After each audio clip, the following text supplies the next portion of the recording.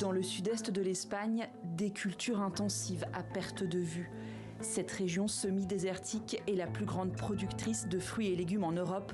Un miracle rendu possible par la construction de cette gigantesque infrastructure. Le trasvasé Tajo Segura, un ouvrage long de 300 km où se mêlent canaux, tunnels, aqueducs et réservoirs. Sa mission, dévier une partie des eaux du Tage vers les terres agricoles du Levant. Un fonctionnement aujourd'hui remis en cause. Pour lutter contre la sécheresse, le gouvernement a décidé en février de baisser de 30% les transferts d'eau du Tage. Les agriculteurs sont inquiets. Francisco Abelaneda est propriétaire de 300 hectares de culture à Totana. On ne sait pas si on pourra conserver ces emplois si on n'a pas d'eau et qu'on ne peut plus cultiver les terres. Il faudra malheureusement réduire les effectifs.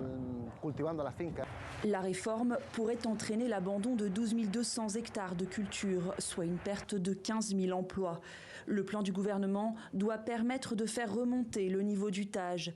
Le débit du fleuve a déjà baissé de 12% et pourrait chuter jusqu'à 40% à l'horizon 2050.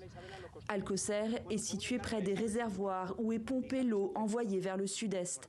Les habitants estiment que leur territoire a été sacrifié au profit des agriculteurs du Levant. En regardant ici, on ne voit que la rivière, mais la terre est fissurée comme si c'était un désert.